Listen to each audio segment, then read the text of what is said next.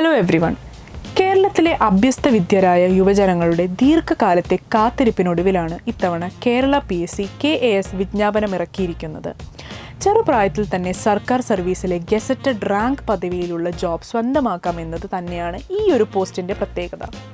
Kerala PSC ഇന്നേ വരെ നടത്തിയിട്ടുള്ളതിൽ വെച്ച് ഏറ്റവും ഉയർന്ന തസ്തികയിലേക്കുള്ള നോട്ടിഫിക്കേഷൻ കൂടിയാണ് KAS. വിജ്ഞാപനം പ്രസിദ്ധീകരിച്ച് ഒറ്റ ദിവസം കൊണ്ട് തന്നെ 20,000-ലധികം അപേക്ഷകളാണ് വന്നിരിക്കുന്നത്. അപേക്ഷ സമർപ്പിക്കാനുള്ള അവസാന തീയതി ഡിസംബർ 4 ആണെന്നിരിക്കെ ഏറ്റവും കുറഞ്ഞത് 7 ലക്ഷം അപേക്ഷകരെങ്കിലും ഉണ്ടാകാനാണ് സാധ്യത. വലിയൊരു മത്സരം തന്നെ നമുക്കിതിൽ പ്രതീക്ഷിക്കാം. PSC നടത്തുന്ന ഏതൊരു പരീക്ഷയ്ക്കും നമ്മൾ പരിശീലിക്കുന്നത് മുൻവർഷ ചോദ്യപേപ്പറുകൾ വിശകലനം ചെയ്തിട്ടാണ്. എന്നാൽ KASന്റെ കാര്യത്തിൽ അങ്ങനെ ഒരു പോസിബിലിറ്റി ഇല്ല. എങ്കിലും കുറച്ച് കാര്യങ്ങൾ ശ്രദ്ധിച്ചാൽ നമുക്കും KAS നേടാനാകും. ഒറ്റ നോട്ടത്തിൽ KAS പ്രിലിമിനറിയുടെ സിലബസ് UPSCയുടേതിന് സമാനമായി തോന്നിയേക്കാം. അതുകൊണ്ട് തന്നെ സിവിൽ സർവീസിന് തയ്യാറെടുക്കുന്നവർക്ക് KAS എക്സാം എളുപ്പമാകും എന്നും നമുക്ക് തോന്നിയേക്കാം. എന്നാൽ ശ്രദ്ധയോടെ സിലബസ് വായിച്ചാൽ നമുക്ക് മനസ്സിലാകും കേരളത്തിനും ആവശ്യമായ പ്രാധാന്യം നൽകിയിട്ടുണ്ടെന്ന്. മിക്ക മേഖലകളിലും കേരളത്തെക്കുറിച്ചുള്ള കാര്യങ്ങൾ ഉൾപ്പെടുത്തിയിട്ടുണ്ട്. കേരള വികസന മോഡൽ മുതൽ കേരളത്തിലെ തീർത്ഥാടന സ്ഥലങ്ങൾ വരെ സിലബസിൽ ഇടം പിടിച്ചിട്ടുണ്ട്. രാജ്യത്തെക്കുറിച്ച് പഠിക്കുന്നത് പോലെ തന്നെ കേരളത്തെക്കുറിച്ചും അറിഞ്ഞിരിക്കണമെന്ന് ചുരുക്കം. ഇനി KAS സിലബസിലെ കേരളത്തെ ഫോക്കസ് ചെയ്തിട്ടുള്ള കാര്യങ്ങൾ എന്തെല്ലാം എന്ന് നോക്കാം. കേരള ചരിത്രം. പ്രിലിംസിൻ്റെ പേപ്പർ 1 കേരള ചരിത്രം ഉൾപ്പെടുത്തിയിരിക്കുന്നത്. 18-ാം നൂറ്റാണ്ട് മുതലുള്ള ചരിത്രം എന്ന് എടുത്തു പറഞ്ഞിട്ടുമുണ്ട്. സ്വാതന്ത്ര്യത്തിന് മുൻപുള്ള സാമൂഹിക രാഷ്ട്രീയ സംഘടനകൾ, സംസ്ഥാന രൂപീകരണം, രാഷ്ട്രീയ പാർട്ടികൾ, സുപ്രധാന നിയമനിർമ്മാണങ്ങൾ, നയങ്ങൾ എന്നിവയാണ് സിലബസിൽ കേരള ചരിത്രമായി കൊടുത്തിരിക്കുന്നത്. ഡിഗ്രി ലെവൽ PSC എക്സാംസിന് പഠിക്കുന്ന വിഷയങ്ങൾ തന്നെയാണത്. എന്നാൽ കുറച്ചുകൂടി ഇൻഡെപ്ത് സ്റ്റഡി ആവശ്യമുണ്ട്. റാങ്ക് ഫയലുകളിൽ നിന്നും തൊഴിൽ വൈജ്ഞാനിക പ്രസിദ്ധീകരണങ്ങളിൽ നിന്നും പഠിക്കാം. ഹൈസ്കൂൾ തല SCERT പുസ്തകങ്ങളും റെഫർ ചെയ്യാം. സാംസ്കാരിക പൈതൃകം. പേപ്പർ 1 പ്രത്യേക ഭാഗം തന്നെയാണ് കേരള സാംസ്കാരിക പൈതൃകം. കലാരൂപങ്ങൾ, സാഹിത്യം, വാസ്തുവിദ്യ, ടൂറിസം, തീർത്ഥാടനം, സിനിമ, നാടകം, മലയാള ഭാഷയുടെ ഉൽപ്പത്തി തുടങ്ങിയവയാണ് സിലബസിൽ നൽകിയിരിക്കുന്നത്. സാധാരണ PSC പരീക്ഷകളിൽ ഇവയ്ക്ക് ഇതുവരെ പ്രാധാന്യം ഇല്ലാതിരിക്കുന്നതിനാൽ എങ്ങനെ പഠിക്കണം എന്നതിനെക്കുറിച്ച് നമുക്കൊരു കൺഫ്യൂഷൻ ഉണ്ടായേക്കാം. +2 ഹ്യൂമാനിറ്റീസ് പാഠപുസ്തകങ്ങളും ആനുകാലിക പ്രസിദ്ധീകരണങ്ങളും റാങ്ക് ഫയലുകളും എല്ലാം തന്നെ നമുക്ക് റെഫർ ചെയ്ത് പഠിക്കാവുന്നതേയുള്ളൂ. കേരള സമ്പദ് വ്യവസ്ഥ.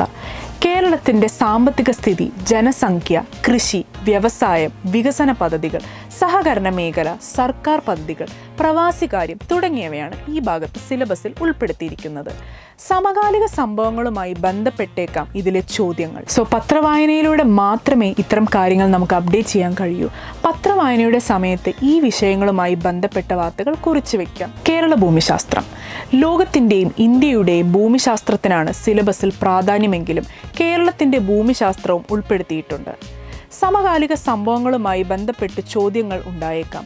ഇത് സാധാരണ PSC പരീക്ഷകളുടെ സിലബസിൽ ഉൾപ്പെട്ട വിഷയമായതിനാൽ സാധാരണ പരീക്ഷകൾക്ക് റെഫർ ചെയ്യുന്ന റാങ്ക് ഫയൽസും മറ്റും നമുക്ക് ഉപയോഗിക്കാം. KASന്റെ സെലക്ഷൻ പ്രോസസ്സ് 3 ഘട്ടങ്ങളിലായിട്ടാണല്ലോ നടത്തുന്നത്.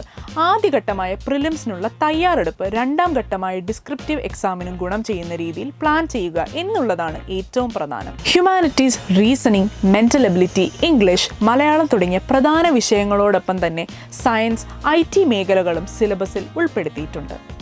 ആനുകാലിക സംഭവങ്ങളോട് ബന്ധപ്പെടുത്തിയായിരിക്കും ഇവയിൽ നിന്നുള്ള ചോദ്യങ്ങൾ. KAS മുന്നൊരുക്കത്തിനായി നമുക്ക് ഫോളോ ചെയ്യേണ്ട കാര്യങ്ങൾ എന്തെല്ലാമെന്ന് നോക്കാം. ആദ്യം സിലബസ്. ഏതൊരു എക്സാമിനെയും സംബന്ധിച്ച് ഏറ്റവും പ്രധാനപ്പെട്ട കാര്യം സിലബസ് അറിഞ്ഞ് പഠിക്കുക എന്നത് തന്നെയാണ്. പരീക്ഷയുടെ ഘടന വ്യക്തമായി അറിയുക, സിലബസ് വിശദമായി വായിച്ച് മനസ്സിലാക്കുക, സിലബസിനനുസരിച്ചുള്ള സ്റ്റഡി മെറ്റീരിയൽ കളക്ട് ചെയ്ത് വയ്ക്കുക. 2ാമത് ടൈം ടേബിൾ. എക്സാം ഡേറ്റിന് മുൻപേ സിലബസ് പഠിച്ച് കംപ്ലീറ്റ് ചെയ്യാൻ തക്കവണ്ണം ടൈം ടേബിൾ തയ്യാറാക്കുക എന്നതാണ് അടുത്ത പടി. ഓരോ ദിവസവും നിശ്ചിത സമയം പഠനത്തിനായി നീക്കി വയ്ക്കണം. 3ാമത് കളക്ട് സ്റ്റഡി മെറ്റീരിയൽസ്. സിലബസിൽ പറഞ്ഞിരിക്കുന്ന വിഷയങ്ങൾ കവർ ചെയ്യുന്ന റാങ്ക് ഫയലുകളോ ബുക്കുകളോ മറ്റും കളക്ട് ചെയ്യുക. അതുപോലെ തന്നെ ഡിഗ്രി ലെവൽ എക്സാംസിൻ്റെയും സിവിൽ സർവീസ് പ്രിലിമിനറിയുടെയും മറ്റും പ്രീവിയസ് ഇയർ ക്വസ്റ്റ്യൻ പേപ്പർ ശേഖരിക്കുക. പിന്നെ ജിയോഗ്രഫി ടോപ്പിക്സ് പഠിക്കാൻ ലോകത്തിൻ്റെയും ഇന്ത്യയുടെയും കേരളത്തിൻ്റെയും മാപ്പ് കരുതിയിരിക്കണം. 4ാമത് give equal importance to all subjects. പ്രാഥമിക പരീക്ഷയിലെ എല്ലാ വിഷയങ്ങൾക്കും തുല്യ പ്രാധാന്യം നൽകി പഠനം ആരംഭിക്കുക. ഒന്നിടവിട്ട ദിവസമെങ്കിലും എല്ലാ വിഷയങ്ങളും പഠിക്കാൻ കഴിയണം. എന്നാൽ റീസണിങ്ങും മെൻ്റൽ എബിലിറ്റിയും ഡെയിലി പ്രാക്ടീസ് ചെയ്താൽ മാത്രമേ സ്പീഡ് ഇംപ്രൂവ് ചെയ്യാൻ സാധിക്കൂ. 5, പ്രിപ്പയർ നോട്ട്സ്. ഓരോ ദിവസവും പഠിക്കുന്ന വിഷയങ്ങളുടെ നോട്ട്സ് തയ്യാറാക്കി പോവുക. ഒരു സബ്ജക്റ്റ് പഠിക്കാനിരിക്കുമ്പോൾ മുൻപ് പഠിച്ച ഭാഗങ്ങളുടെ നോട്ട്സ് മറിച്ച് നോക്കിയതിന് ശേഷം മാത്രം പഠനം ആരംഭിക്കുക. 6, news paper reading. Civil service, KAS പോലെയുള്ള എക്സാമിന് ഏറ്റവും അത്യാവശ്യമായി ചെയ്യേണ്ട കാര്യം പത്രവായനയാണ്. അതോടൊപ്പം തന്നെ പഠിക്കേണ്ട വിഷയവുമായി ബന്ധപ്പെട്ട വാർത്തകൾ, പ്രധാന വാർത്തകൾ എന്നിവയുടെ കുറിപ്പ് തയ്യാറാക്കുക. ഇത്തരത്തിൽ തയ്യാറാക്കുന്ന നോട്ട്സ് മെയിൻ എക്സാംസിനും ഹെൽപ്ഫുൾ ആയിരിക്കും. 7, പ്രാക്ടീസ് പ്രീവിയസ് ഇയർ പേപ്പേഴ്സ്. പഠിക്കാൻ തുടങ്ങി 1 മാസത്തിന് ശേഷം തന്നെ നമ്മൾ കളക്ട് ചെയ്ത് വെച്ചിരിക്കുന്ന പ്രീവിയസ് ഇയർ ക്വസ്റ്റ്യൻ പേപ്പേഴ്സ് പരിശീലിച്ച് തുടങ്ങുക. ഒപ്പം തന്നെ പഠനവും ഒരുമിച്ച് മുന്നോട്ട് കൊണ്ടുപോവുക. 8, റിവിഷൻ.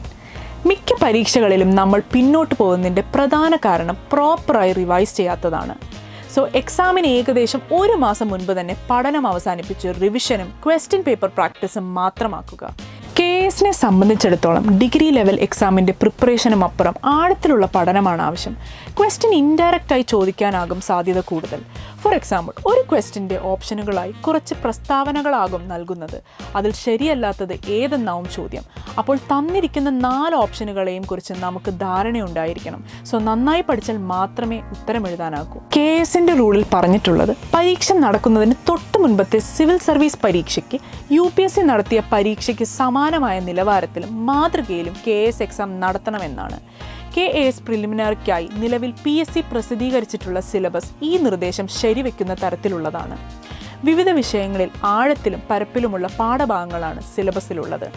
ഇത്രയും കാര്യങ്ങൾ മനസ്സിൽ വെച്ചുകൊണ്ട് എല്ലാവരും KAS പ്രിപ്പറേഷൻ തുടങ്ങിക്കോളൂ. All the best for the exam. Video നിങ്ങൾക്ക് ഹെൽപ്ഫുൾ ആയെങ്കിൽ ലൈക്ക് ചെയ്യൂ, ഷെയർ ചെയ്യൂ, സബ്സ്ക്രൈബ് ചെയ്യൂ. Thank U.